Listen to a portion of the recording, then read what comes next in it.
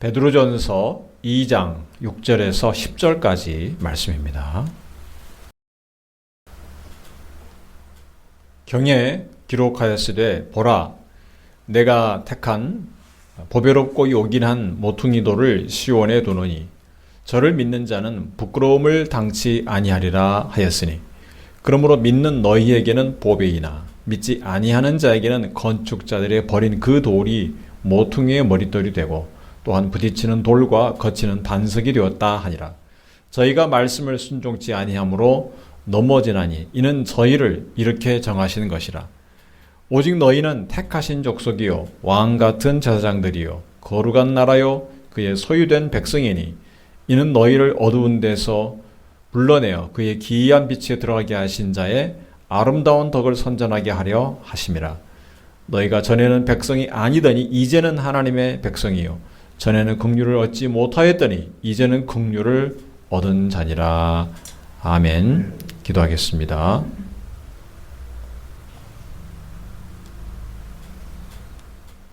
살아계신 하나님 아버지 은혜를 감사합니다. 오늘도 이 시간에 저희와 함께 하셔서 하나님의 말씀을 들려주시길 원합니다. 하나님의 말씀을 들을 때 우리의 마음이 기쁘고 우리의 마음을 열어서 하나님의 말씀을 마음에 새기게 하여 주시옵소서. 하나님의 성령께서 충만히 임하사 이 말씀 속에서 하나님의 뜻을 올바로 깨닫게 하여 주시옵소서. 이 말씀을 따라 사는 결단이 있게 하여 주옵소서. 우리의 삶이 말씀으로 늘 충만하며 말씀의 열매로 풍성하게 되기를 원하옵고 기도합니다. 예수 그리스도의 이름으로 기도하옵나이다. 아멘.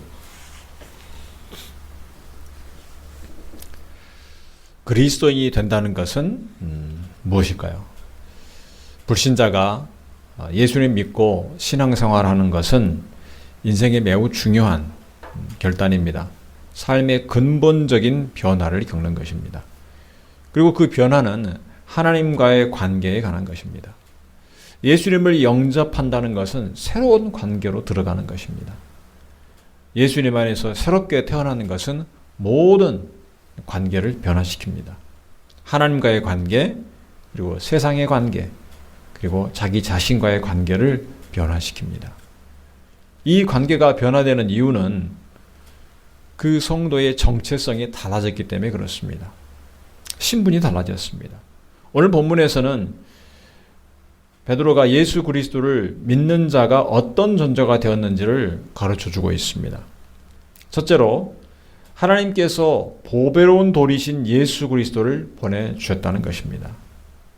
오늘 본문 6절 말씀을 보면 경에 기록하였을 때 보라 내가 택한 보배롭고 요긴한 모퉁이 돌을 시온에 두노니 저를 믿는 자는 부끄러움을 당치 아니하리라 하였으니. 우리가 앞선 본문에서 4절에 보면 예수님을 보배로운 산돌이라고 언급했는데 그 근거를 6절에서 언급하고 있는 것입니다. 구약 성경을 인용하고 있습니다. 그러니까 오늘 본문 6절에서 10절까지의 그 말씀은 앞에 4절에서 5절까지의 그 말씀을 구약 성경을 인용해서 자세히 풀어서 설명하는 것이다. 이렇게 볼 수 있습니다. 요즘은 이 교회의 그 세속화와 또 그리스도인들의 잘못으로 인해서 기독교인을 비판하며 비아냥거리는 말들이 난무합니다. 그러나 하나님께서 우리를 위해 세우신 택하신 유일한 구원의 길은 이미 구약에 예언되어 있습니다. 바로 예수 그리스도입니다. 이사야 28장 16절 말씀을 보면 그러므로 주 여호와께서 가라사대 보라 내가 한 돌을 시온에 두어 기초를 삼았노니 곧 시험한 돌이요 귀하고 견고한 기초돌이라 그것을 믿는 자는 급절하게 되지 아니하리로다. 급절하는 말은 다급하게 되지 아니하리로다. 그런 뜻입니다. 견고한 기초를 이루는 돌이라고 했습니다. 우리가 오늘 읽은 본문 앞에는 5절에서도 살펴보았지만 믿는 자는 신령한 집, 즉 성전으로 지어져 간다 이렇게 말했습니다. 이 집을 세울 때 가장 중요한 것은 어디에 그 기초를 두느냐 하는 것입니다. 기초가 단단하지 않으면 큰 자연의 그 재앙, 홍수나 이런 또 지진이나 재앙이 나면 다 휩쓸리고 무너져 내립니다. 우리가 잘 알다시피 이 산상수훈에서도 예수님의 말씀을 듣고 행하는 자를 반석 위에 집을 지은 지혜로운 사람 같다, 이렇게 말씀하셨습니다. 비가 내리고 큰 홍수가 일어나도 반석 위에 세운 집은 무너지지 않는다는 것입니다. 그리고 그 반석이 바로 견고한 기초돌인 것입니다. 예수님을 믿는다는 것은 예수님을 기초돌로 삼아서, 기초석으로 삼아서 새롭게 집을 짓는 것입니다. 영원히 무너지지 않을 예수 그리스도의 기초를 두었으니까 영원히 무너지지 않을 집을 세우는 것입니다. 그 집의 모퉁이 돌을 오늘 본문에 보면 시온에 두셨다고 했습니다. 시온에 두셨다. 시온은 예루살렘을 나타내는 말입니다. 다윗이 여부수 족속을 쫓아내고 예루살렘을 차지한 후에 이곳 성을 다윗성이라 이렇게 부릅니다. 그러니까 모퉁이 돌을 시온에 두신다는 것은 하나님께서 다윗의 자손으로 메시아를 보내셨다는 것입니다. 다윗의 자손으로 영원한 왕을 보내셨습니다. 바로 예수님이십니다. 하나님은 오늘 본문에 보니까 6절에 처음부터 모퉁이 돌, 보배로운 돌, 요긴한 중요한 돌을 보내주셨습니다. 예수님을 대하는 태도는 두 가지가 있습니다. 믿는 것과 믿지 않는 것입니다. 믿지 않는 자들에게 있어서 건축자들의 버린 돌이 갑자기 모퉁이 돌이 된 것이 아닙니다. 처음부터 하나님이 보내신 것은 보배로운 모퉁이 돌이었습니다.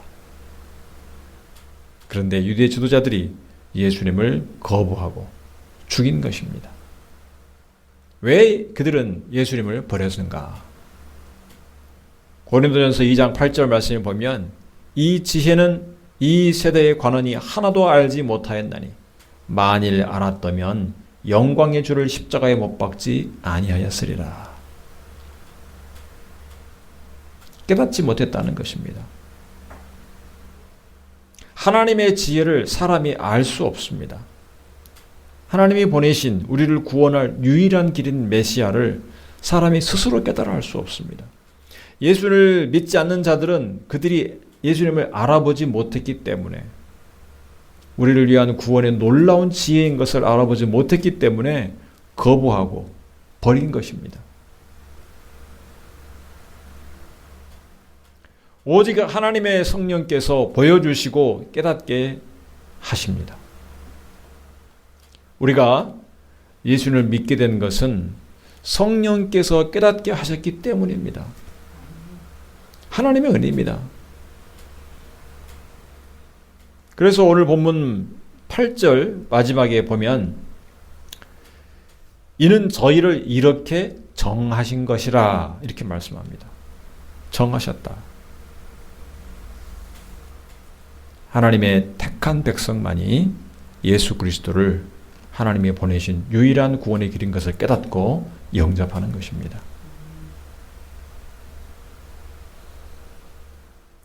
하나님의 은혜를 입은 자들만 성령을 통해 예수님을 영접하게 됩니다. 또한 10절 말씀에 보면 너희가 전에는 백성이 아니더니 이제는 하나님의 백성이요 전에는 긍휼을 얻지 못하였더니 이제는 긍휼을 얻은 자니라. 우리가 하나님 백성 된 것은, 예수 믿고 하나님 자녀가 된 것은 긍휼을 얻었기 때문이다 이렇게 말합니다. 하나님께서 그렇게 우리를 택하여 주셨습니다. 하나님께서는 가장 보배롭고 귀한 모퉁이 돌로서 예수님을 우리에게 보내주셨습니다. 믿는 자에게는 보배로운 돌이지만 믿지 않는 자들에게는 그들을 넘어뜨리게 하는 돌이라고 했습니다. 우리가 예수님을 믿고 받아들이는 것은 하나님의 은혜입니다. 그런데 예수님을 버린 것은 집을 세우는 기초를 잘못 정한 것으로 끝나는 것이 아닙니다. 기초를 좀 잘못 세운 것에 불과하다. 그것이 아닙니다. 8절 말씀에 또한 부딪히는 돌과 거치는 반석이 되었다 하니라. 저희가 말씀을 순종치 아니함으로 넘어지나니 이는 저희를 이렇게 정하신 것이라. 이 모퉁이 돌, 예수님에 대한 태도의 결과를 7절, 8절에서 알 수 있습니다. 믿는 자에게, 예수님 믿는 자에게는 부끄러움을 주지 않는다고 했습니다. 그 믿음이 인정을 받습니다. 믿지 않는 자에게는 당황스러움을 안겨줍니다. 자신들이 버렸는데 알고 보니 그것이 모퉁이 돌이었다는 것입니다. 쓸데없다고 버린 돌이 중요한 돌인 것을 나중에서야 알게 되는 것입니다. 그리고 거치는 돌, 부딪히는 반석, 넘어지게 하는 돌이 됩니다. 다시 말해서 기초를 잘못 정한 것으로 끝나지 않고 세워진 집도 무너뜨리는 돌이 되는 것입니다. 그것이 거치는 반석입니다. 예수님을 믿지 않았으니까 믿지 않아서 나름대로 사는 삶으로 끝나지 않고 예수를 믿지 않음으로 말미암아 그 인생이 완전히 망하게 된다는 것입니다. 지옥에 가게 된다는 것입니다. 이사야 8장 14절에 그가 거룩한 피할 곳이 되시리라. 그러나 이스라엘의 두 집에는 거치는 돌, 걸리는 반석이 되실 것이며 예루살렘 거민에게는 함정 올무가 되시리니. 구약에서 하나님을 떠나 이방인을 섬기고 우상 숭배에 빠진 북이스라엘과 남유다가 하나님의 심판을 받습니다. 그것에 비유해서 성자 예수님을 모퉁이 돌이신 성자 예수님을 믿지 않는 자들이 심판을 받는 것은 말씀에 순종하지 않아서이다. 불순종으로 심판을 받는 것입니다. 이 말씀에 대한 순종은 하나님께서 보내신 모퉁이 돌이신 예수 그리스도를 믿는 것과 동일시가 됩니다. 예수님은 하나님의 모든 말씀을 이루기 위해서 이 땅에 오셨습니다. 그래서 사도 요한은 예수님을 가리켜서 말씀이신 하나님이라 이렇게 말씀합니다. 예수님은 하나님께서 우리를 구원하시기 위해서 보내신 말씀인 것입니다. 하나님의 계시입니다. 예수님을 믿는다는 것은 하나님의 그 말씀에 대한 순종입니다. 우리를 위해서 특별히 주신 말씀, 성경 말씀, 특별한 계시에 대해서 순종하는 것이 바로 예수님을 믿는 것입니다. 성경을 많이 안다고 자부했던 이 바리새인들, 서기관들, 또 대제사장들, 이들이 예수님을 거부한 것은 말씀에 대하여 불순종한 것이다. 이렇게 오늘 본문에서 말씀합니다. 아무리 율법을 많이 알아도 율법을 조항을 잘 지켰다고 해도 예수님을 거부하고 믿지 않는 것은 말씀을 순종하지 않은 것입니다. 바울은 예수님을 만나서 예수님 영접하기 전에는 예수님 믿는 그리스도인들을 핍박했습니다. 잡으러 다녔습니다. 투옥했습니다. 그것이 하나님의 말씀에 대한 순종이라고 믿었습니다. 그러나 예수 그리스도를 만나고 그것이 하나님 앞에 죄였다는 것을 깨닫게 됩니다. 그는 고백합니다. 자신을 가리켜서 내가 죄인 중에 괴수다. 이렇게 고백합니다. 아무리 율법을 잘 알고 지켰어도 예수 그리스도를 거부했을 때, 예수를 믿는 자들을 핍박했을 때 그것은 하나님 앞에 큰 죄였다는 것입니다. 또한 반대로 믿음이 있다고 하면서 하나님 말씀에 순종하지 않는 것은 곧 예수님에 대한 참된 믿음이 없는 것입니다. 야고보서 2장 14절 말씀을 보면 내 형제들아 만일 사람이 믿음이 있노라 하고 행함이 없으면 무슨 이익이 있으리요? 그 믿음이 능히 자기를 구원하겠느냐? 여기서 행함은 순종입니다. 말씀에 대한 순종.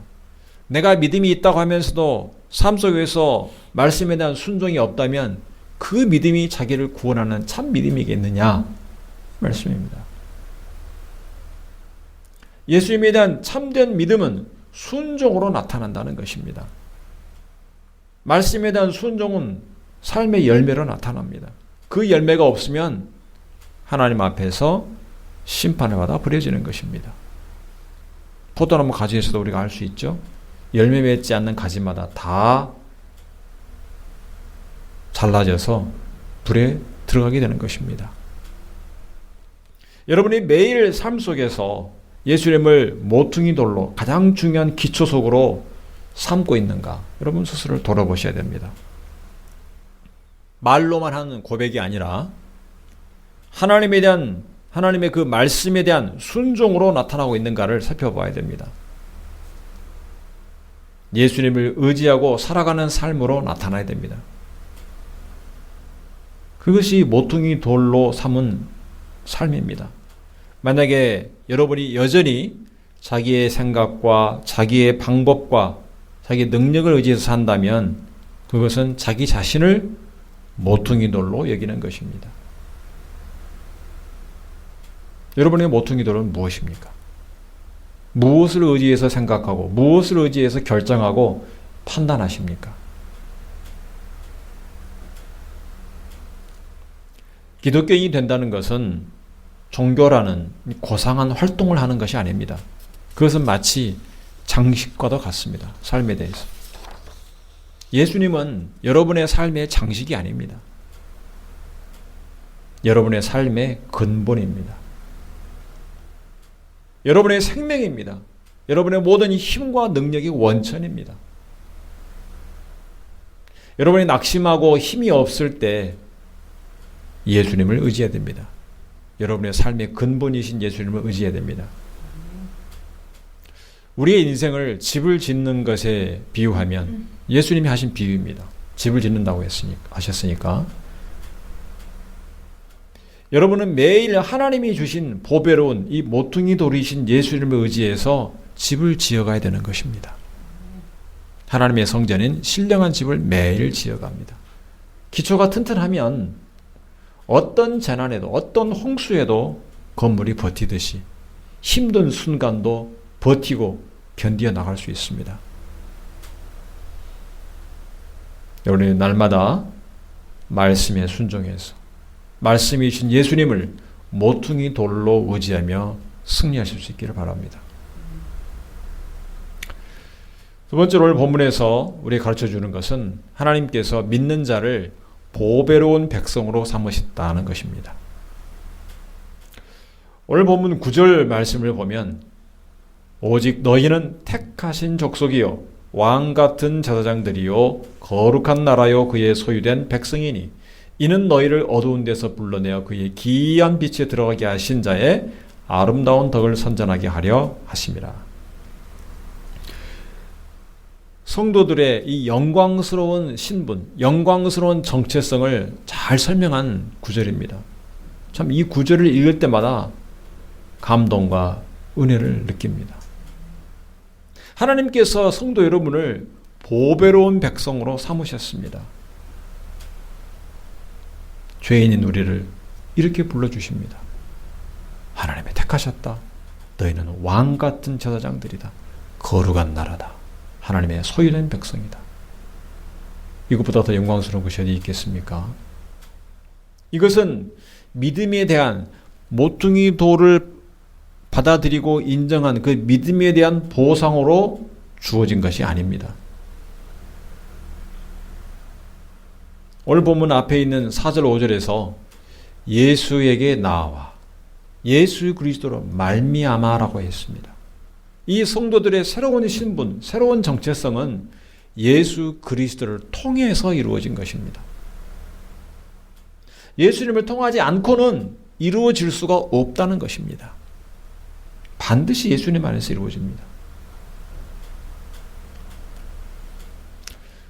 이 본문 9절 말씀은 6절에 있는 부끄러움을 당치 않는 것이 무엇인가 이것을 구체적으로 설명해 주는 내용입니다. 성도가 얻은 영광스러운 신분과 영광스러운 사명에 대한 말씀인 것입니다. 첫째로 택하신 족속이라 하고 있습니다. 하나님께서 구약에 보면 많은 민족 중에서 이스라엘 백성을 택하셨습니다. 자녀를 낳을 수 없는 몸인 아브라함과 사라 이 부부에게 이삭을 주셨습니다. 그에게 언약의 자녀인 이삭을 주시고 또 이삭으로부터 야곱 즉 이스라엘 백성이 생겨나게 하신 것입니다. 하나님의 택하심 속에 이스라엘 백성이 하나님의 백성이 되었습니다. 하나님께서 이스라엘 백성을 택하신 것은 하나님의 목적과 선택을 했다는 것은 그 목적이 있고 이유가 있을 것입니다. 하나님의 목적과 의지가 있었다는 것을 말하고 있습니다. 그래서 택하신 족속이다. 이렇게 말씀합니다. 이제 하나님께서는 예수 그리스도 안에서 믿는 저와 여러분을 택하셨습니다. 하나님 우리를 택하신 것은 예수 그리스도 안에서 택하신 것입니다. 그것은 하나님의 뜻을 이루기 위해서입니다. 우리는 하나님의 뜻을 이루는 도구입니다. 그러니까 우리의 삶은 우리가 하나님의 말씀에 순종한다는 것은 복받기 위해서라고 생각할 수 있지만 사실은 하나님의 뜻을 이루기 위한 것입니다. 그래서 우리 안에 말씀이 늘 풍성해야 됩니다. 하나님의 말씀을 내가 복을 좀 덜 받으면 되니까 말씀 순종해도 안 해도 되겠지. 그것이 아닙니다. 우리를 택하신 것은 우리를 통해서 하나님의 말씀을 이루기 위해서입니다. 그래서 말씀에 순종해야 되는 것입니다. 그래서 우리는 하나님께서 우리를 택하신 이유와 목적이 무엇인지 항상 기억을 해야 됩니다. 내 한 몸 이 세상에서 잘 살고 잘 지내다가 천국 가면 되겠지 라고 생각하는 그런 생각에서 벗어나야 됩니다. 어린애 같은 생각에서 벗어나야 됩니다. 하나님 우리를 택하실 때 이유와 목적이 있습니다. 우리를 통해서 이루고자 하신 것이 있습니다. 우리가 날마다 눈을 뜨면서 매일매일 눈을 뜨면서 아침을 맞이하면서 생각을 해야 됩니다. 하나님이 왜 나를 택하셨는가? 목적이 있다. 그 목적을 오늘 잊지 말자. 하나님의 말씀이 나를 통해서 이루어지게 하자. 이런 결심을 하시기 바랍니다. 내가 사람들 앞에 인정받고 잘되고 그것이 중요한 것이 아니라 전능하시고 거룩하시고 영광스러운 그 하나님께서 미천한 나를 통해서 하나님의 그 영원한 말씀, 존귀한 말씀을 이루려고 하신다. 그걸 생각을 해야 됩니다.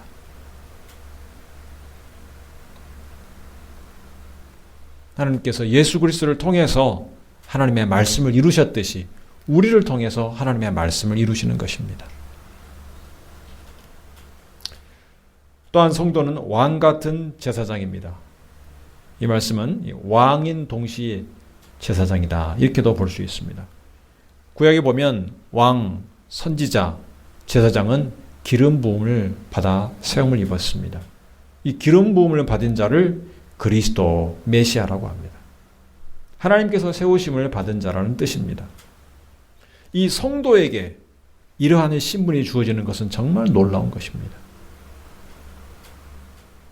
성도는 만왕의 왕이신 하나님의 자녀입니다.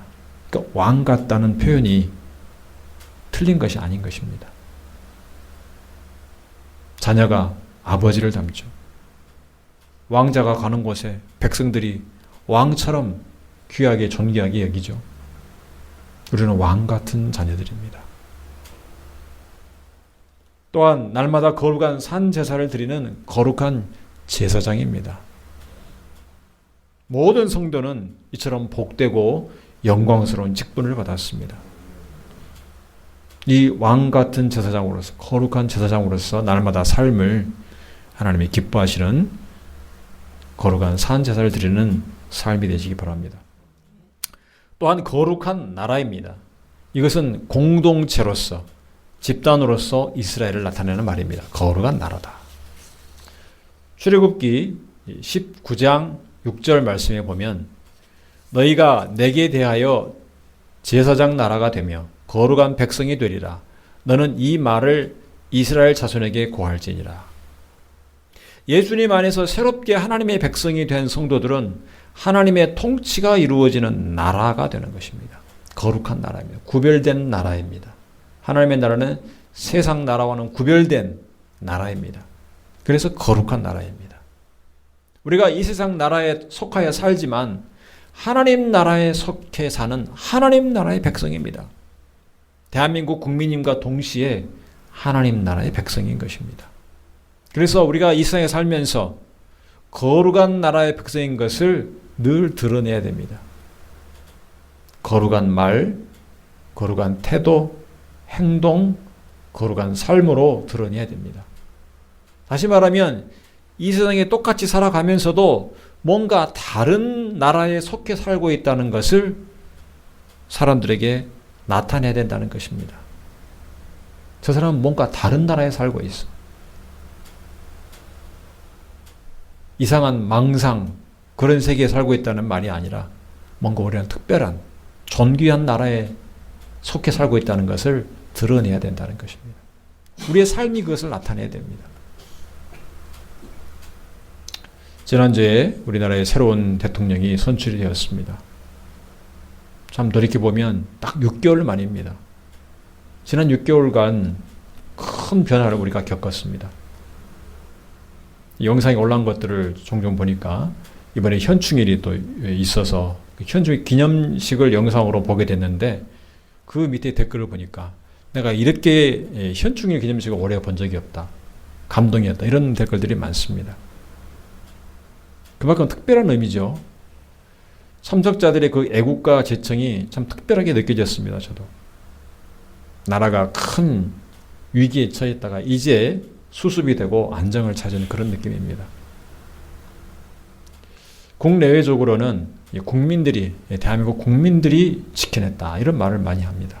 우리나라의 민주주의의 회복력을 말합니다. 그러나 저는 그 애국가 재청을 보면서 하나님께서 지키셨다는 것을 믿습니다. 우리나라 애국가에 늘 있죠. 거기는 하느님이라고 되어 있죠. 우리는 항상 하나님이라고 말을 하면서 부르죠. 하나님이 보호하사.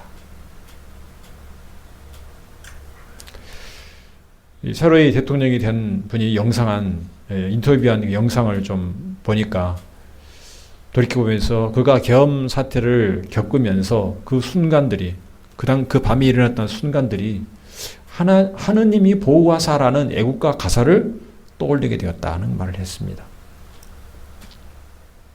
아무리 사람들의 민주주의 복원력이 우수하고 해도 사람의 힘으로는 할 수 없는 그런 순간들에 우연히 겹쳐서 그 계엄 해제가 가능했다는 것입니다. 이것은 무엇을 말해줍니까? 나라의 흥망성쇠는 하나님께서 주관하신다는 것입니다. 이 나라를 갈등과 대결로 심각한 자칫 내전의 상황으로 더 깊은 수렁으로 빠져서 망하게 하지 않고 하나님께서 안정을 찾도록 인도해 주신 것을 감사합니다. 그 생각을 했습니다. 그 장면을 보면서 하나님께서 지켜주셨구나. 하나님께서 우리나라를 보호하셨구나. 우리가 잘 알다시피 그동안 너무 많은 사건이 일어났습니다. 지난 1년 반 동안 여러분 기억하시겠지만 1년 반 전에 새롭게 대통령이 되신 분이 온 국민이 보는 카메라 앞에서 목에 칼을 찔렸습니다. 1년 반밖에 안 했는데 너무 오래전 일 같습니다. 그분이 고백을 합니다. 1mm만 더 옆으로 갔더라도 사망했을 것이다. 그분이 어떤 문제가 있건 어떤 잘못을 했건 상관없이 그때 1mm를 더 들어가지 않게 막아주신 분은 하나님이십니다. 생명을 살리시는 분은 하나님이십니다. 생명을 거두어 가시는 분도 하나님이십니다. 이 나라의 지도자로 그분을 세우신 분도 하나님이십니다. 앞으로 그가 얼마나 주어진 역할을 잘 감당할지 또 실패하게 될지 우리는 알 수 없습니다. 제가 강조하고 싶은 것은 하나님께서 우리나라의 역사의 주관자라는 것입니다. 동시에 이번에 한국 교회가 오늘 우리가 읽은 본문에 있는 말씀처럼 거룩한 나라로서 어떤 역할을 했는가 생각하면 세상 앞에 그리고 하나님 앞에 부끄러운 순간들이 많았습니다. 세상 나라는 하나님의 나라가 아닙니다. 그럼에도 불구하고 많은 기독교인들이 거리에서 행진하며 간절하게 목소리를 높여서 외쳤습니다. 그 주장들이 지금 어떻게 되었습니까? 제가 여러 경로나 보도를 통해서 알아본 바에 의하면 그때 비록 적극적으로 나서지는 않았어도 상당수가 개신교의 기독교의 상당수가 거기에 동의한 것으로 봅니다. 그 주장들에 동의한 것으로 보입니다. 그래서 이런 비유가 생각이 났습니다. 지금까지 하나님께서 인도하신 과정을 보면 이번 주까지 포함해서 보면 마치 한국 교회가 뺨을 한 대 맞은 것처럼 느껴졌습니다.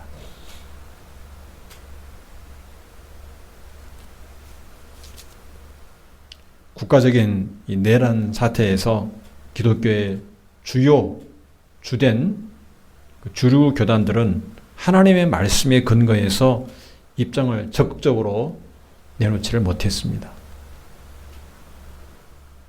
오히려 몇몇 대형 교회 목사들이 사회적인 지탄의 대상이 되었습니다. 그러니 무슨 말을 하겠습니까? 한국교회 성도들은 하나님의 말씀에 따라 신앙 양심을 가지고 이 세상의 일들을 잘 분별해야 됩니다. 거룩한 나라에 속한 백성으로서 말하고 행동해야 됩니다. 우리가 관심 있는, 우리가 생각하는 어떤 한 문제만 집착해서 전체적인 하나님의 공의와 하나님의 뜻을 거스르지 않도록 해야 되는 것입니다. 세상에 죄가 가득할 때 세상을 비추는 거룩한 백성이 되어야 되는 것입니다.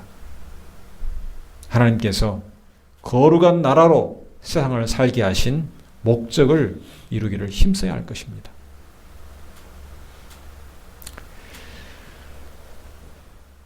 성도들은 또한 하나님의 소유된 백성입니다. 이것은 하나님과의 관계를 나타냅니다. 출애굽기 19장 5절 말씀에 보면 세계가 다 내게 속하였나니 너희가 내 말을 잘 듣고 내 언약을 지키면 너희는 열국 중에서 내 소유가 되겠고. 사람들은 자기의 소유물, 자기가 가진 것을 지키고 보호합니다. 내가 가진 재산과 내가 가진 어떤 중요한 물건과 모든 것들을 열심히 지킵니다. 소유물을 빼앗기는 것을 자기 자신에 대한 공격으로 간주합니다. 그렇지 않습니까? 내가 가지고 있는 어떤 재산을 보면 그 상대에 대해서 우리가 응징하거나 적대적이거나 보복하고 그러지 않습니까? 이 소유라는 것은 자기의 연장선상, 자기의 확장으로 받아들이기 때문에 그렇습니다. 그렇다면 하나님의 소유가 된다는 것은 굴욕적인 것이 아니고 영광스러운 것입니다. 하나님께서 우리를 위하여 행동하신다는 것을 의미합니다. 우리가 공격을 당하면 하나님은 자신 있는 공격으로 간주하십니다. 그것이 소유가 된다는 의미입니다. 하나님께서 이렇게 네 가지의 신분을 주신 것은 목적이 있습니다. 우리에게 사명을 주셨습니다. 그 사명이 무엇인가? 어두움에서 빛에 들어가게 하신 자의 영광을 나타내는 것.